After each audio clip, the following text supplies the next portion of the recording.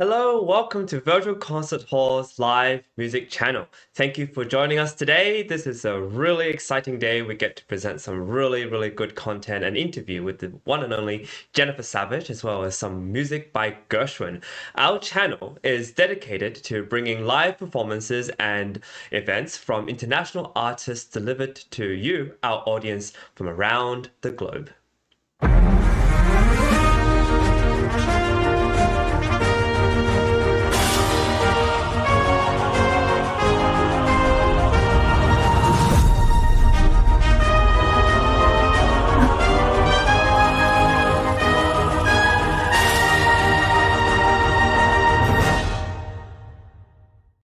Hello and welcome to Virtual Concert Halls. My name is Chris Au and I'll be your host for today's show.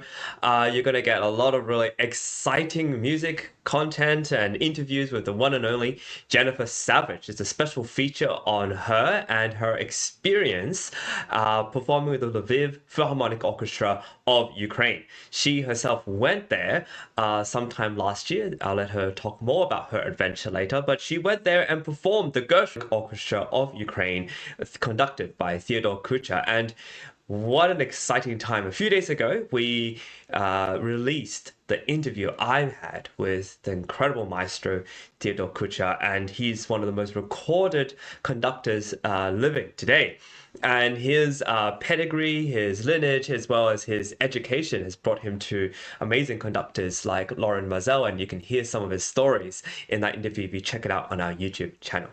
In the meantime, what's exciting is this incredible opportunity that Jennifer Savage had, thanks to price attractions, as well as co-orchestra, as well as our very own Sound Espressivo, to perform at the Lviv Philharmonic Orchestra. And not only did she go there herself, but she'll tell you more about it in this interview you're about to see. The Carnegie Gala and the co-orchestra worldwide auditions, for those who are not aware, are really exciting events where you get to be blasted from the virtual stage to places like Carnegie Hall, and also to play and perform with orchestras from around the world. It's a really special event, which I'm really excited to tell you all about. It's organized by Artist Ventures, Sound Espressivo, Virtual Concert Halls, along with price attractions, vocal arts management, and Cicero Music and Arts. And what's really special about these sponsors and supporters is that they're all mighty and great institutions that really want to support artists,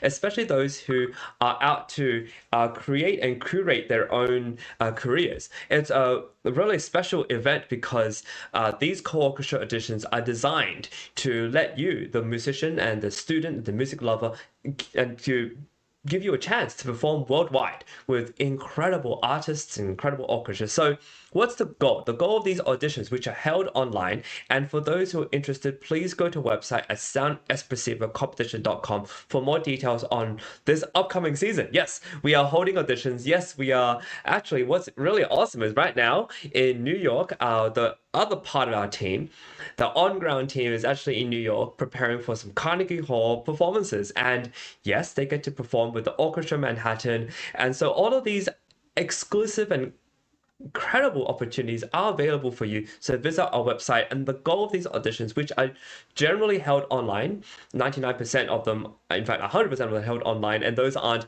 us, videos that are sent to us that we also broadcast. And their goal is to encourage and nurture musicians into being proactive about their careers and their art. And what's great about that is that you can design and you can curate your own career through our different opportunities. Sound Espressivo, as well as our other affiliates, are really passionate about providing opportunities for those who want to discover their own unique voice within the music world and take initiative and present themselves on the global stage in the means and the way that they want. They get to take it into their own stride, and therefore create and carve out their own careers. This is particularly important, I think, in this day and age, and because we don't have any restrictions on what instrument you play or what you do, we really want to just broadcast you online and give you a chance to get live feedback from judges, as well as an opportunity to play on many different stages. Our very own Jennifer Savage went to Lviv, Ukraine to perform, and she was all the opportunities to perform with many different orchestras in the US. So if you have missed these auditions already, don't worry, there's more to come. Please, again, check out our website and to get in touch with what our 25-26 season was going to look like, as well as maybe future opportunities. And please don't hesitate to write to us. And I'm about to show you a little glimpse of what these core orchestra auditions look like, and different orchestras, different ensembles, as well as different conductors. So let's take a look at this video and it will show you a bit more information.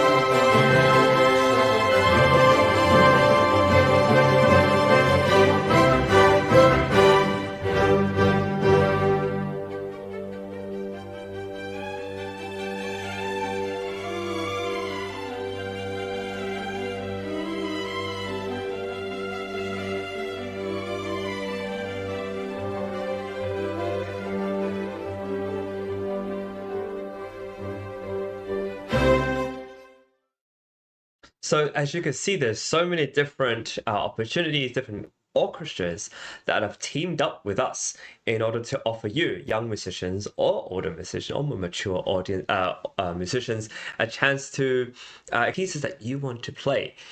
Generally speaking, there are no restrictions on repertoire. Generally speaking, there's no restrictions on anything you'd like to do on stage. The only thing is we require you to just present yourself on our online virtual stage, and you get live feedback from our judges, which I think is another very special thing I've talked about before, and more about that later. Now, today's show is very special. As I mentioned, we are featuring the wonderful Jennifer Savage. Jennifer Savage is no stranger to our virtual platform. She is an incredible performer, and she is someone who I think is on the trajectory on a great career. Word has it that she learned this Gershwin piano concerto in 10 days, and she had a crazy schedule learning it. But then the more crazy thing is how she got to Ukraine, flying through Poland. And I'll let you listen to this conversation on your own, but it's a very encouraging and inspiring conversation to have with somebody who is as courageous but also as daring as she is to perform something of this magnitude, as well as in a place where frankly it's a little bit it can be a little frightening. So I want to tell you a little bit more about this orchestra audition opportunity, which I think is really special. So you as a performer get to audition, you submit your repertoire, your information, and we'll find you a time to perform on stage. All you need is a live internet connection, camera, microphone, a good setup. Right, especially for your instrument. A good internet connection is also extremely vital. But then the rest of that is up to us. We will connect you to the stages. We'll actually tech check you before you go onto our live audition platform, which is a time that you can choose. And once you get on, we'll tech check you one more time to make sure everything is smooth. We'll put you in our virtual green room, which I find really, really cool. You get to hang out there, and then we'll transport you to the live audition space. But we won't actually put you onto stage until it's your turn. You get to listen to what everyone else is playing, get to warm up, and then we'll introduce you. You will have hosts like myself introduce you online, and then you get to play. Are there restrictions on time? No. We've had people play up to 30 minutes of repertoire. We've had people just perform their hearts out, and it's very encouraging. And once you've done that, our judges who are listening live will respond and give you some feedback, usually quite constructive. And these judges are actually part of the sponsors and the affiliates that we have, and they are actually very likely they like your playing to give you opportunities that may not be specific to the one you're auditioning, but maybe other things that will supplement your career. So this whole experience is really wonderful. You get to find out your results later on, who gets through, and then you get to perform live. So this whole kind of cross pollination of live auditions, which will cost you a lot less than going to somewhere to audition live, still has great audio, still great video, as long as your setup is there, and you get to go and perform live. So this kind of post-COVID era, this is the future. I think this is really exciting. So please visit our website to see what there is. And Jennifer Savage is one of these people who have auditioned and have been so successful that she's now part of the price attractions management. She's also just traveling around the world performing. And this is a success story I like to share with everyone because it may be confusing how this all works. And I think we're ahead of the curve in this. And I encourage you to check us out at the website you just saw there.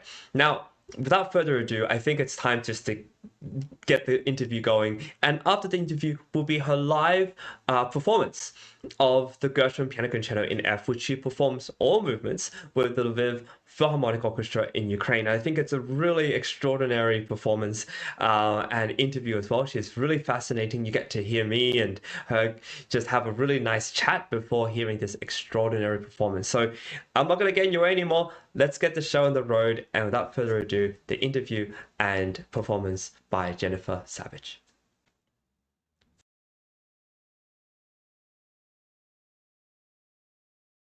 Great privilege of interviewing Jennifer Savage, who is a regular to our virtual concert halls. You've seen her plenty, and she, as you know, is a fantastic pianist who is based in the DC area, and she recently performed the Gershwin Piano Concerto in F featuring Maestro Theodore Kucher at the in Ukraine and with the Lviv National Philharmonic Orchestra. So it's with great privilege that I get to interview her. It's also a wonderful time to chat with a dear friend, as you will see. Jennifer has a busy schedule of performances, which I want to highlight a few before we actually get her onto the show. She's definitely going to be performing with the Paducah Symphony in Kentucky with Raphael Ponti. He's also going to be playing with the Lake Tahoe Philharmonic Orchestra, and there will be a tour in the works with the Lviv National Philharmonic of Ukraine. So there's plenty that we're doing with her, and it's a great privilege to welcome you, Jennifer, onto our stage. Thank you for joining us, and yeah, let's awesome. Thank you so much, Chris. It's great to be here. Pleasure. And what? Yeah, well, it's been a while. So tell us about this concert. Sure has. Have you known this Gershwin for a while? What's your relationship with this concerto, and why the Gershwin? Oh boy, I mean, where to start? So this concerto Gershwin, it was my first time even hearing of this. I mean, everyone knows Rhapsody in Blue, right? It's kind of the quintessential American piano concerto, and Gershwin is, one of the foremost sounds of American composers when it comes to classical music. But I mean, I hadn't really known much of this concerto. It's very underrated, I would say. It's definitely overshadowed by Rhapsody in Blue very much. And it was amazing that Ted, or I should say Maestro Kuchar, of Lviv, brought this piece to the program. I mean, he did a great job with programming in general, just bringing to light many composers and pieces that we might not have really, we're not really used to seeing regularly programmed. So he suggested this piece. He was like, yes.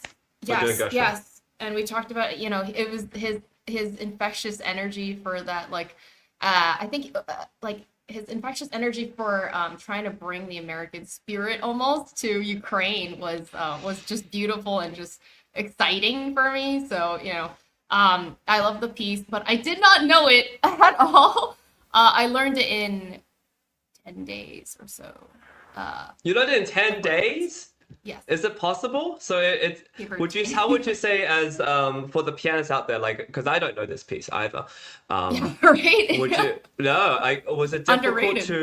was it difficult to pick up? Do you feel like it worked well with orchestra? Was it easy to make it happen? It it wasn't really easy. Like you might think that it sounds like pretty straightforward, like it's like a train barreling down and very rhythmic and there's not too many like cadenzas you have to worry about or anything like that necessarily, but you have to approach it in a very rhythmic way because it really captures the sounds and this is kind of like signature of Gershwin, right? Um, it really captures the sound of like the city sounds, rhythmic, horns blaring and just a train barreling down the tracks. And this sort of urban spirit is also something that I feel like we wanted to bring to Ukraine from like one city to another. But it was not really that easy. I would say. I mean, I was on a 24-hour like practice schedule, just like doing as many like I would sleep for like 2 hours and then practice for like another 2 3 hours and like do this in like 3 to 6 so like 6 hour increments throughout the day in that 24-hour practice schedule to get as Wow. many days into it so that I could memorize the piece in like a few days. I memorized it in like 4 days uh because of Well, that. that's incredible. I mean, it's impressive for anybody, and I'm very impressed with the rate at which you were able to absorb this music. So It was a tell us about lot. no, Yeah. tell us about going to Ukraine and tell us about this trip. Were you nervous? Were you anxious about, especially with this whole political situation, the war and all that going on, to go and perform in Ukraine? And what was the experience? Did you go and realize, hey, this is fine. We're having everything's great, or was it like you Yeah. could see things were not quite as settled? Yeah, I would say, despite how difficult I'm making learning the piece sound with the 24-hour practice schedule, I would say the even more difficult part for me initially was trying to cross the border into Ukraine. I mean, going into this, I had no idea what to expect. I'd Yeah, talked to Ted, Kuchar, Maestro Kuchar, a couple times, and talked to like some of the people in Ukraine. But this was at a time where we don't know what's going on with the kind of world backdrop and I had never yeah. really had to cross a border into like a country that's in a wartime as Ukraine is now, and it was kind of harrowing going in.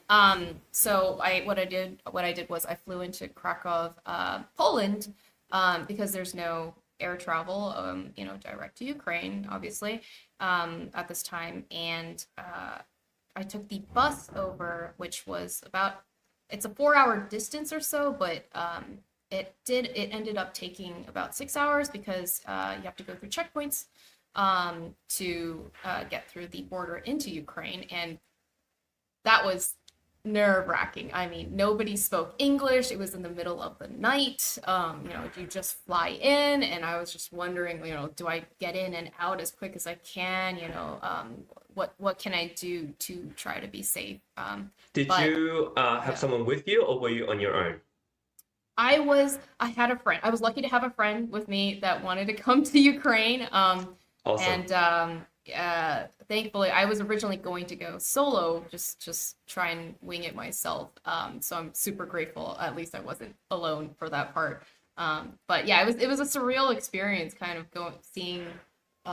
getting stopped at the border at the bus in the middle of the night, and then there's just you know the Polish flag on one side, and then you're walking through the gates and trying to get to the Ukrainian side with the Ukrainian flag. So yeah, it was scary, but getting in actually worked out fine. And um, Sergey, who's the bass trombonist of Lviv Philharmonic, he came and picked me up from Lviv railway station, which Wow. Okay.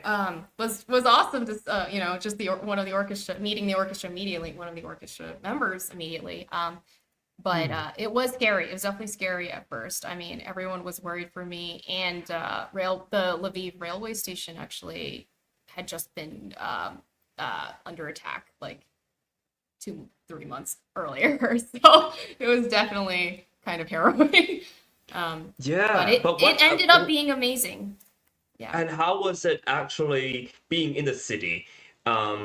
Did you find it to Yeah. be just like, because I can imagine going into this, you have all these impressions. Was this your first time in Ukraine, and what did you expect going into the city?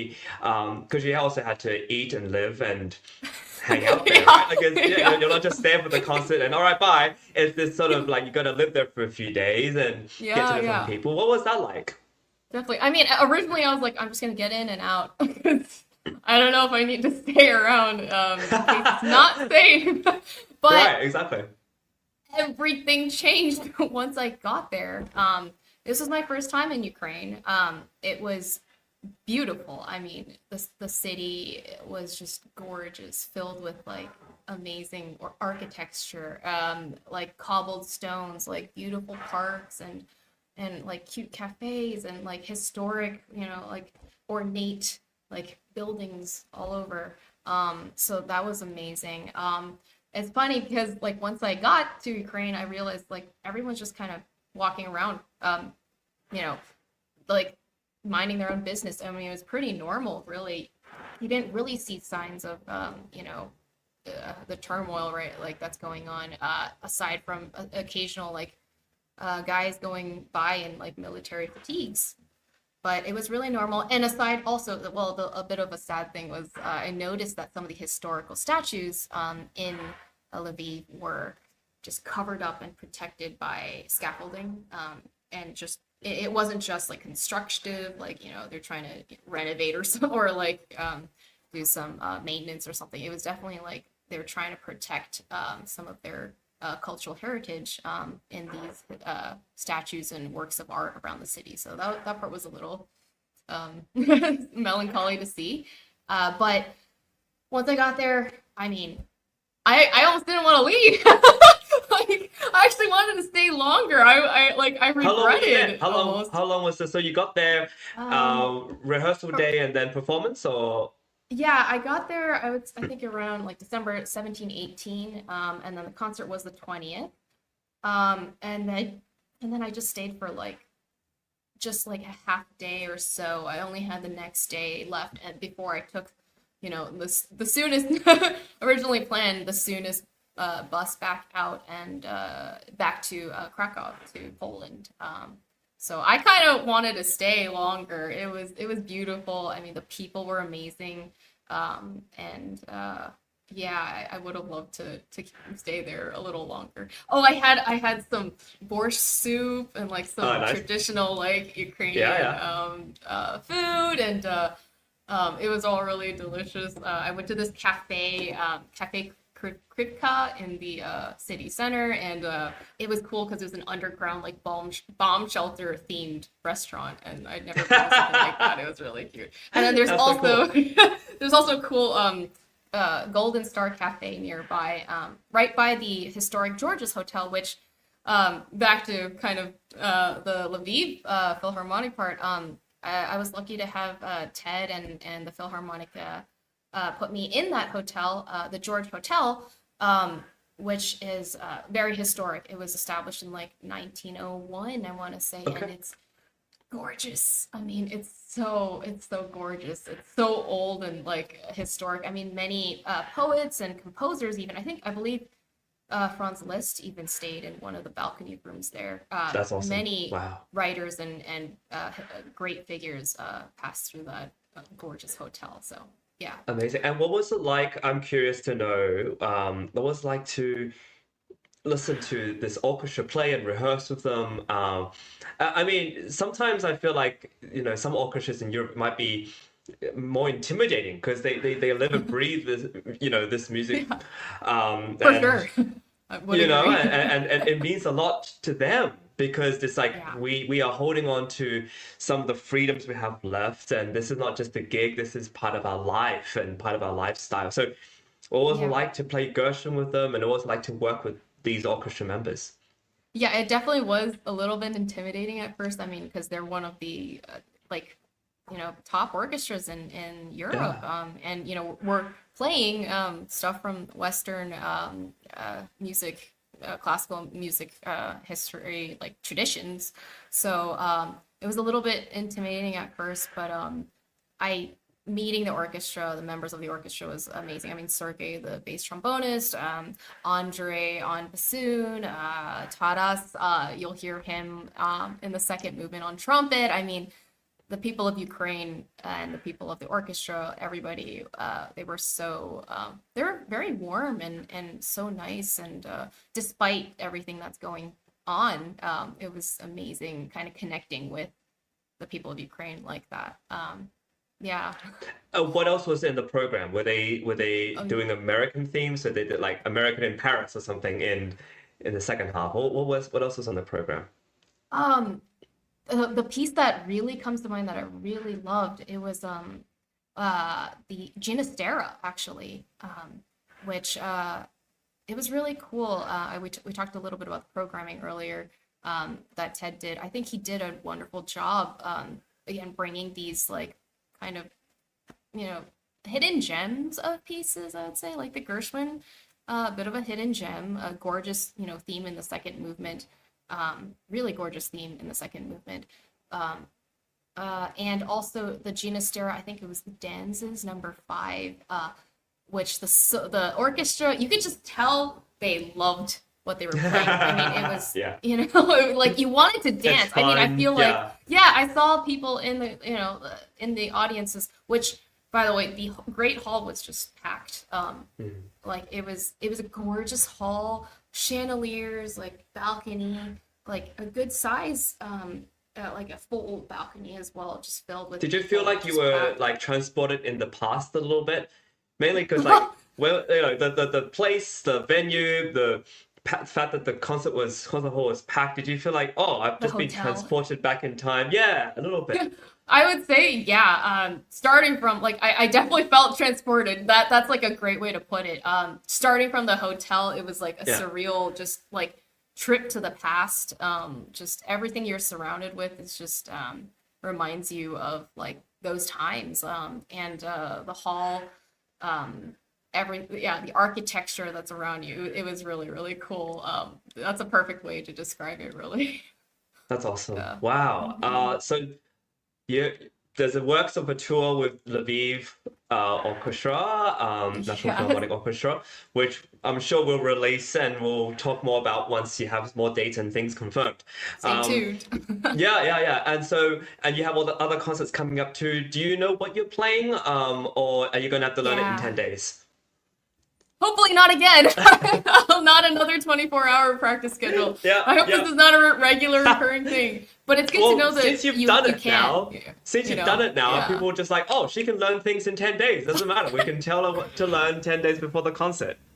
Don't tell anyone. I'm just kidding. But no, yeah, I do know that I am performing. I am opening the Paducah Symphony Orchestra's season for 25 to 26 with the Tchaikovsky Piano Concerto Number 1. Oh, Um, wow. Awesome. I'm so excited for that, especially because I mean Tchaikovsky number 1 has been kind of my dream concerto since I was like a baby. Like I've been Yeah. listening to that concerto like since I was like an infant in the car or something. So to And get to and you're play the that. octave lover. Like I remember you're just in love with playing octaves and that's your thing. So and there's a lot Oh of those. yeah, I do love my octaves, exactly, and Yeah. Tchaikovsky is perfect for that. So I do know that I'm doing Tchaikovsky. I believe I'm doing Rachmaninoff second with Lake Tahoe Philharmonic.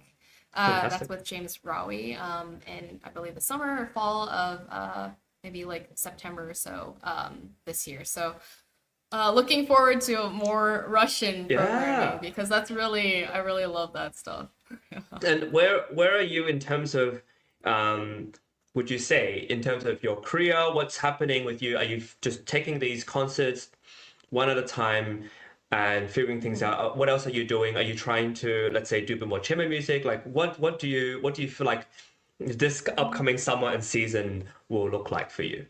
Upcoming, I mean, typically I'll be playing for Carnegie kind of regularly. We have like many concerts at Carnegie, and but there's also these like big orchestra performances. And also I played in Ecuador with the Guayaquil Municipal Wonderful. Orchestra back in December, and they were everybody there. We killed it together. I mean, the That's orchestra, so the cool. conductor, Manuel Campos. I mean, everyone was talking about how we got to do this again. Like it felt like we actually together really captured the essence of the music, and I think everyone, all the musicians, kind of felt that. And I want to get back and also try to get into some chamber music. I was talking to the first violinist, the concertmaster, about doing some chamber music in Ecuador. So, possibly going back to Guayaquil, who knows? I mean, I feel like I was traveling to many dangerous cities for these dangerous Yeah. cities for these Well, concerts, you're not Guayaquil, going and to yeah, like somewhere that's known to be quite safe. You're really going to like these slightly tumultuous areas, but surviving in one piece. yeah, So and meeting amazing people that I never would have otherwise. So, yeah, and I love this that's for you. I feel like great. getting out of school, it's really important to take as many different gigs as you can, and Take whether risks. they're take risks, yeah. And Yeah. I remember, there was an opportunity for you to teach in the Middle East, and there was all these other opportunities. You're like, yeah, let's do it. And obviously things sometimes work out, sometimes they don't. But the important thing, I Exactly. think, the lesson that people can learn from Jennifer Savage is to say yes and go for it, and just Just do go the for it. Yeah, just go yeah. for it. Yeah, 24-hour schedule. I don't think there was any of none of these opportunities I regretted in the slightest. I mean, it really helps build you as a person, Yeah. and Yeah. that goes into your music. So, yeah, that's a great message. Wonderful. Well, thank you for being a part Yeah, of the show. I'm thank sure everyone's you. excited to listen to this Gershwin Piano Concerto in F, which Nice. you've I can't wait to hear it, and I know that everyone's sounding amazing. So, without further ado, let's Awesome. have a listen to this concert.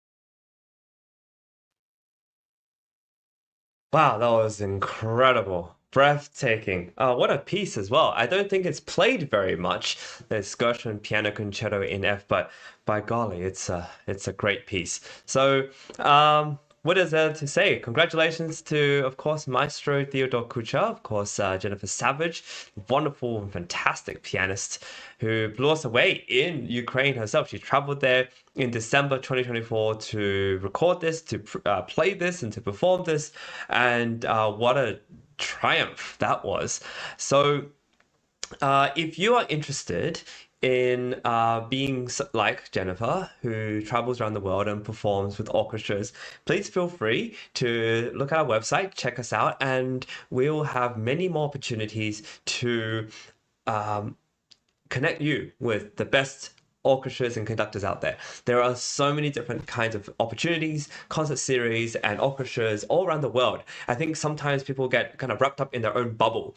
Perhaps you only think, oh, I only want to play with orchestras in Europe, or I'll just play with orchestras within the US or North America. But we are trying to connect you with orchestras all around the world and with conductors and musicians who are adventurous, is just as accomplished and exploratory. People who want to innovate and create great ideas and great projects, and that's you.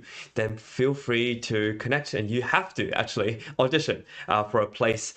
We stream on all these different incredible platforms to get you and your performances as far wide as possible to our different audiences all over different social media platforms, whether you're on Instagram, whether you're on Vimeo or YouTube or LinkedIn.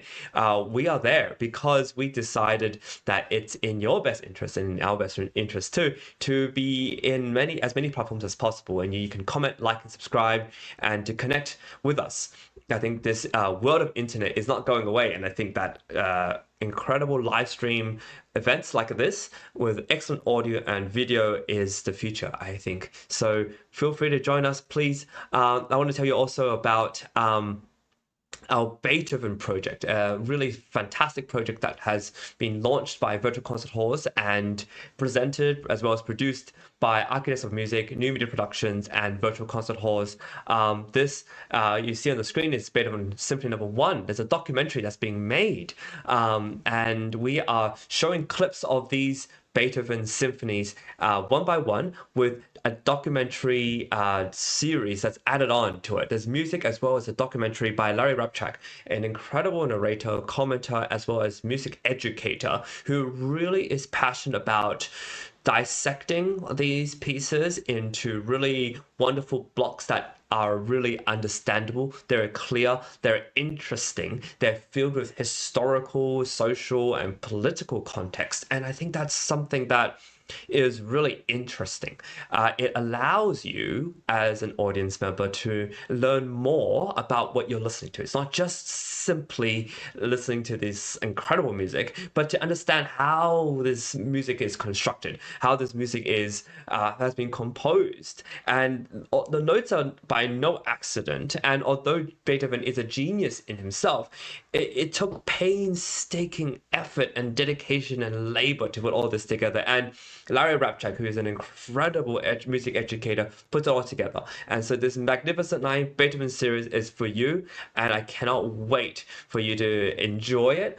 We've done Beethoven Symphony Number 5, we've done 6, we've done 1 and 2, and we've the rest is all in place. It's just waiting to be released. So big hand to our team for helping us do all this together. This is a huge production, and we have these incredible people who are helping us put these incredible shows together, and they are not just willy-nilly people we find. These are musicians. These are great either composers like Ante is or pianists. Actually, mainly pianists.